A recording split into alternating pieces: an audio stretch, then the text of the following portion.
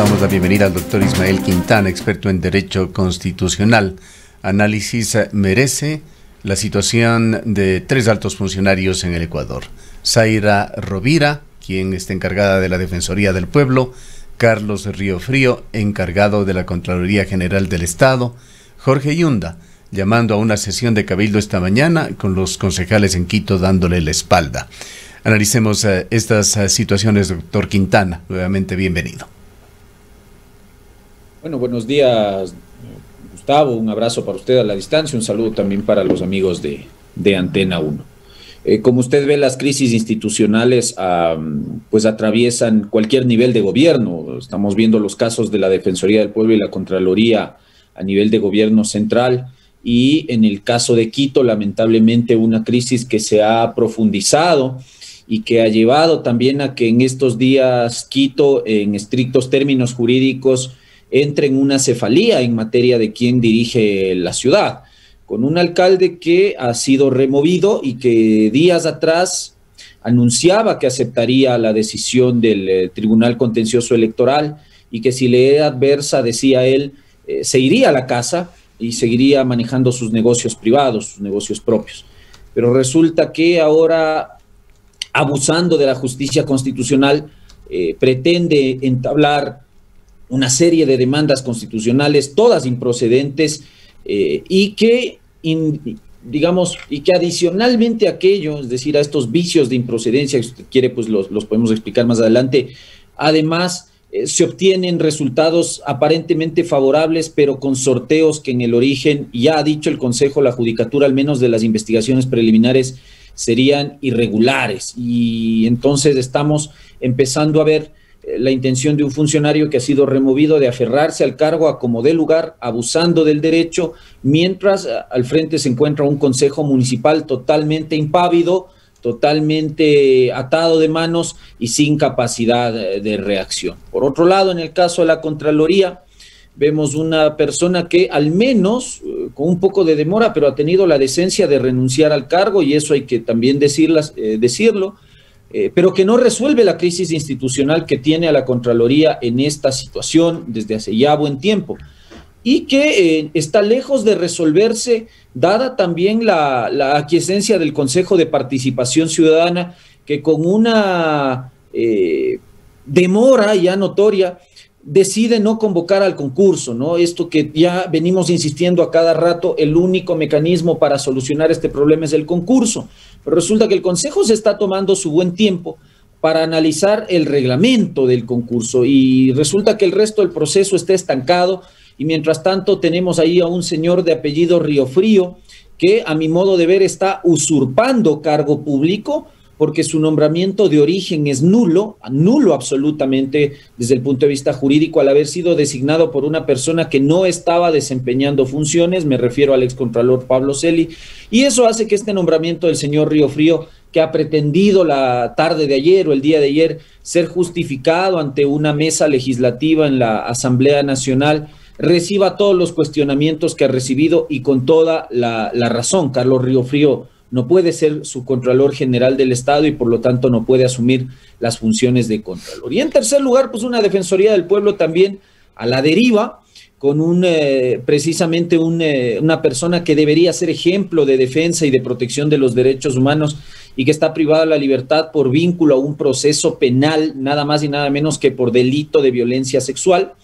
Y en esas condiciones es una persona que también hemos visto no tiene ningún afán en desprenderse del cargo, todo lo contrario, pretende manejar la institución desde la cárcel 4 de Quito, removiendo a la vicedefensora de un modo irregular, le debo decir, porque al igual que Pablo Celi, él también está ausente del cargo de modo temporal, y en esas condiciones no puede desempeñar el cargo, no puede tomar ninguna decisión. Hay una constante, doctor Quintana, en estos 3 casos y en estas 3 instituciones que hemos venido observando todos los ecuatorianos, esa actitud de aferrarse a los cargos públicos, olvidando algo que se llama decencia política, que nos debería llevar a una reflexión sobre esta crisis de valores de los políticos ecuatorianos, que trasciende el análisis puramente constitucional y de los derechos que pueden garantizar el famoso debido proceso. Sí, por supuesto, pero lamentablemente las normas no imponen ni ética ni decencia pública en los funcionarios. Y por eso es que yo le digo, en países civilizados, cuando una persona o un funcionario de esta naturaleza, un alcalde, un contralor, no se diga un contralor, un defensor del pueblo, cualquier autoridad de estas, se ven envueltos en escándalos de corrupción, en escándalos penales. Muchísimos, infinitamente más pequeños que los que se dan aquí en el Ecuador. Vemos renunciar a ministros en muchos otros países. Aquí pasan cosas muy graves y los políticos no se dan por enterados. No, es que ese es el afán, ¿no? Entonces, como la norma no me obliga a renunciar y tengo en la punta de la lengua el discurso del famoso debido proceso y de la famosa presunción de inocencia, entonces mezclo las cosas, ¿no? Entonces creo que el principio constitucional de responsabilidad no está para aplicárseme a mí en el resto de ámbitos. Mientras yo no tenga condena ejecutoriada, pues yo gozo de presunción de inocencia y no tengo que afrontar ninguna otra responsabilidad con el país en otros aspectos del derecho, en lo civil, en lo administrativo, en lo político, en lo cual digamos, no necesitamos de sentencia condenatoria ejecutoriada para que tomes una decisión decente y ética, que es finalmente dar un paso al costado y permitir que las instituciones cumplan su rol constitucional, y no como ocurre acá en el país, que como usted ve, gente como Carrión o como Jorge Yunda, en menor medida yo le diría a Pablo Celi, porque insisto, al menos con un poco de demora, pero ha renunciado al cargo y ha dicho, bueno, me separo del cargo para que la institución siga su marcha y yo me preocupo y me enfoco en defender el tema en el que hoy estoy metido. Así que en eso, digamos, yo trato de separar a Pablo Celi, no estoy ejerciendo una defensa de Pablo Celi de la Torre, pero sí hay que reconocer que al menos en estos 3 casos ha sido el único que ha tenido la decencia de renunciar, por la razón que haya sido, porque se vio arrinconado, porque le iniciaron juicio político, pero lo ha hecho. Los otros 2 caballeros ahí siguen. ¿Y sabe por qué? Porque acá se cree que el funcionario es dueño de la institución, porque acá la gente maneja las instituciones públicas como si se tratasen de sus haciendas. Ahora, doctor Quintana, los colaboradores como sus peones, y ese es el mal del Ecuador. Justamente en este tema, doctor Quintana, muy buenos días.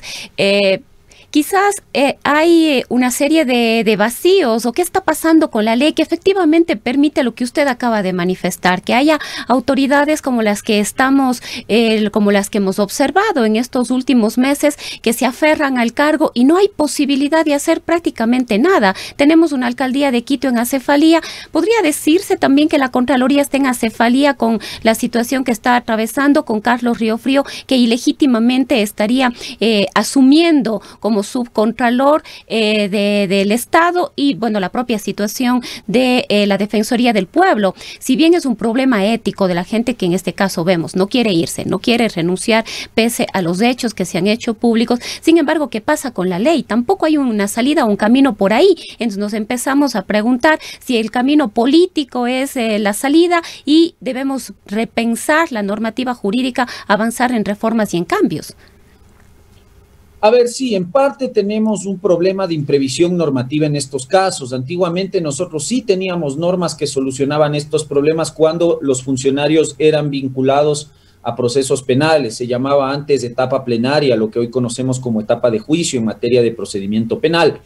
En esos casos se producía una inhabilitación temporal para desempeñar el cargo público hasta que se resuelva la situación. Esa norma muy convenientemente fue dejada de lado con el advenimiento de la Constitución de 2008. Ahí se eliminó esta cuestión y estamos viendo los predicamentos que eso produce. Así que sí, en gran medida es un tema también de imprevisión normativa. Ahora, sí hay que distinguir los 3 casos brevemente. En el tema de la Defensoría del Pueblo, la situación no es tan grave porque tenemos norma. La Ley de la Defensoría del Pueblo de 2019 establece en su artículo 15 que la ausencia temporal, que puede ser por enfermedad o cualquier circunstancia de fuerza mayor que impide al defensor desempeñar el cargo, se produce hasta por un periodo de 3 meses. Si es que en 3 meses Carrión no logra su libertad, en este caso para volver a incorporarse en sus funciones, se produce ya una ausencia definitiva, es decir, esa ausencia temporal se transforma en definitiva, y en ese evento la ley le faculta al Consejo de Participación Ciudadana a encargar la institución de modo temporal a una persona que cumpla con los requisitos de acceso al cargo, hasta realizar el concurso de méritos y oposición para nombrar el reemplazo, que en este caso sería de Carrión. Así que en el caso de la Defensoría del Pueblo, básicamente es cuestión de días o semanas para que esto ocurra y podamos solucionar este problema. Los dos graves problemas se presentan en la Contraloría y en la Alcaldía de Quito. En el caso de la Alcaldía de Quito tampoco es por imprevisión normativa, porque el procedimiento de remoción ya ha concluido con una sentencia ejecutoriada de parte del Pleno del Tribunal Contencioso Electoral, que ha ratificado la validez de lo actuado por el Consejo Metropolitano y ha indicado que en materia de debido proceso y del cumplimiento de formalidades se ha llevado a cabo este procedimiento de remoción sin irrespeto a la norma jurídica, de tal manera que no es que se está hablando aquí de una remoción irregular o de una cesación irregular a Jorge Yunda. Lo que ocurre con Jorge Yunda es que, teniendo ya la orden expresa de irse a la casa, decide él atornillarse al sillón de la alcaldía, abusando de acciones constitucionales que no proceden, la acción de protección y estas medidas cautelares que se han presentado con la sola finalidad de alargar su estancia en la alcaldía de Quito. Me parece que es cuestión de días nada más para que este tema finalmente se resuelva, que se revoquen esas medidas cautelares y que se revoque también la sentencia dictada en días pasados por esta jueza Domínguez. Entonces aquí lo de Yunda es básicamente un abuso del derecho que debe, por supuesto, ser investigado y sancionado en la vía administrativa por el Consejo de la Judicatura, pero también en la vía penal por la Fiscalía General del Estado, porque aquí, con esto de los sorteos irregulares, a través de los cuales él se ha hecho de sentencias y de decisiones judiciales favorables, estamos hablando ya del cometimiento de posibles delitos por parte de servidores. Lo delicado, doctor Quintana, que sucede con todo esto es que pasan días, semanas, meses, con instituciones funcionando a medias, y esto señala que las actitudes de estos funcionarios sí tienen consecuencias que generan perjuicio a los intereses públicos. Sí, por supuesto, y el perjuicio es que las instituciones no caminan y no cumplen con sus funciones. Quito en acefalía pues no le hace bien a la ciudad, naturalmente. Una Contraloría también acéfala le hace daño precisamente a lo que usted decía, al correcto control de los recursos públicos. La Contraloría es una institución clave en materia de combate a la corrupción, y resulta que si usted tiene una institución acéfala, sin contralor, que emita las órdenes de trabajo, que supervise la labor interna de los diversos órganos que componen la Contraloría General del Estado, pues estamos arriesgando esta importante consigna de un Estado de Derecho, que es la juridicidad y el combate a la corrupción. Mucho más cuando las facultades de Contraloría caducan a los 7 años de producido el hecho, sujeto a examinación. De tal manera que yo le diría que lo más grave de todo esto que hemos conversado, de estos 3 ejemplos de crisis institucional, es sin lugar a duda la Contraloría. Si no solucionamos este problema, estamos arriesgando a que las facultades de Contraloría caduquen. Ese es el gran problema. Por eso es que yo he dicho, ¿qué pasa con el Consejo de Participación Ciudadana?, que trata de hacer lo que no puede en lugar de hacer lo que sí puede y debe, que es nombrar vía concurso al nuevo Contralor. Buscan meter Contralor por la ventana a través de los famosos encargos, cuando la ley en el evento de Contraloría no lo permite y cuando el Procurador General del Estado ya ha indicado expresamente que el encargo no procede porque no está previsto ni en la Constitución ni en la ley de la Contraloría. Pero por otro lado, toleramos con una pasividad única que un señor Río Frío, que se cree el Contralor, que ayer ha ido a mentir ante la Comisión me parece que es de Derechos Humanos, de Garantías Constitucionales de la Asamblea, a decir, uno, que Pablo Celi lo nombró a él desde la cárcel, cuando Pablo Celi no podía ejercer funciones estando privado de la libertad, y dos,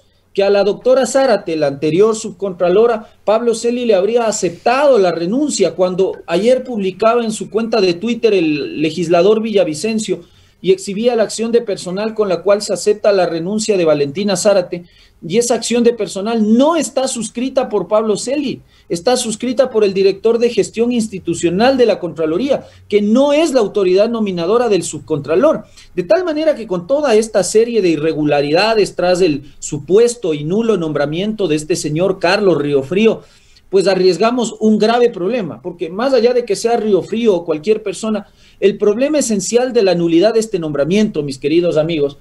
es que si es que las decisiones de Contraloría las está suscribiendo y avalando una persona que derechamente está usurpando cargo público, quiere decir que automáticamente esas decisiones suscritas y avaladas por este personaje que está simulando ser funcionario, son nulas de pleno derecho. Se da cuenta la gravedad de que un examen especial, de que una glosa, de que una responsabilidad administrativa salga suscrita y avalada por el señor Riofrío. El día de mañana esto es fácilmente desvirtuable en una discusión jurisdiccional en el Tribunal Contencioso Administrativo. Entonces, perdóneme, en Ecuador se está obrando con esa ligereza en materia de recursos públicos y acá no pasa nada.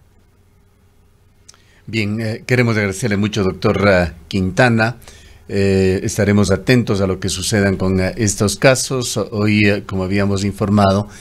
se ha llamado por parte del alcalde de Quito, alcalde ya destituido Jorge Yunda, a una sesión a la cual los concejales no quieren ir, no quieren abarrarlo con su presencia. Ellos han tomado la posición de que ya no es alcalde de Quito. Quizá un comentario breve final suyo sobre esta situación. Sí, Jorge Yunda efectivamente ha dejado de ser alcalde de la ciudad de Quito desde la semana anterior en que se ejecutorió la decisión del Tribunal Contencioso Electoral. Esto de que él es el alcalde está solamente en su cabeza y en la cabeza de sus cercanos colaboradores. Por lo tanto, yo estoy de acuerdo con que no se le dé quórum a esta irregular convocatoria, que ya sería la segunda convocatoria que él hace tras su remoción, de tal manera que él no puede hacer lo que ha venido haciendo: nombrar funcionarios, remover funcionarios, ordenar pagos de contratos, es decir, ejercer cualquier facultad que le corresponde solo a un alcalde, que es una función que él hoy ya no tiene. De tal manera que, como acá se está incumpliendo una orden emanada de un órgano electoral, que es el Tribunal Contencioso Electoral, mi particular percepción es que además Jorge Yunda, de posiblemente estar adecuando su conducta a tipos penales como el de usurpación de cargo público y que debería estar denunciada e investigada ya en Fiscalía General del Estado, además de estar mal utilizando recursos públicos que en su momento tendrán que ser examinados en Contraloría General del Estado, está cometiendo infracción electoral muy grave, porque incumplir esta clase de órdenes del Tribunal Contencioso Electoral es infracción electoral muy grave, de conformidad con el 279, número 2 del Código de la Democracia, y eso amerita sanción de destitución. Así que si no aceptas la remoción de la que has sido objeto, te estás exponiendo a que te presenten una denuncia en el Tribunal Contencioso Electoral para que finalmente el tribunal sea quien te destituya y te mande a la casa. Muchísimas gracias nuevamente, doctor Quintana. El doctor Ismael Quintana es docente universitario, experto en Derecho Constitucional.